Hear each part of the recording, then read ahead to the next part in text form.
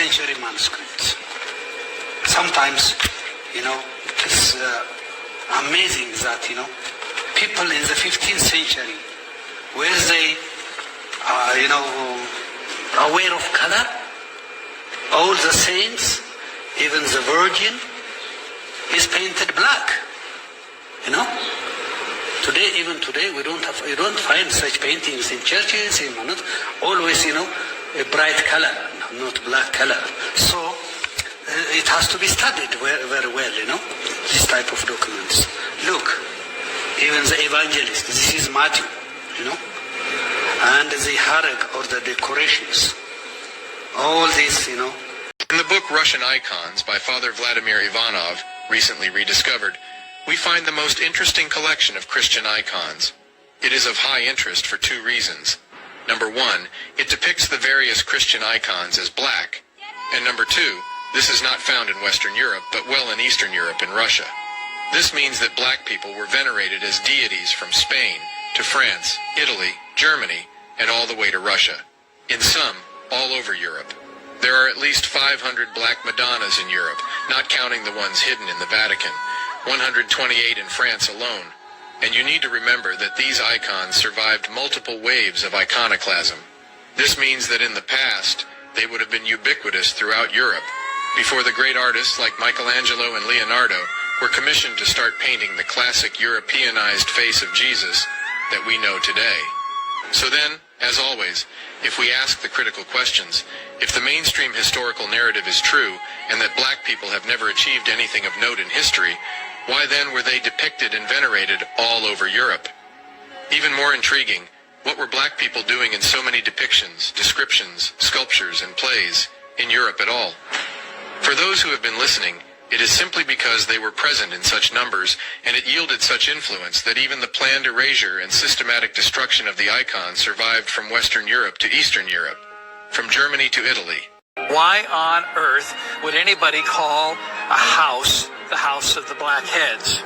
Well, it's interesting. If you go into the house, you will see many sculptures and paintings of Africans, and even next to the gate, one of the images on the front gate is a black man. Okay, that's wonderful, but what's the story? He was Mauricio, or Moritz, and he was a military leader about the 4th century or so, and this man was very venerated for his courage and for fighting on behalf of the church, and he was brave and all of these wonderful things. And then when he died, he was canonized and actually turned into a saint. So he was a warrior who became a saint. And there was a group of merchants, German merchants, who were coming back and forth here. They were part of the Hanseatic Union, which is a group of cities along great bodies of water in northern Europe. And they built this house, and they had a patron saint. And they adopted Maurizio as their patron saint.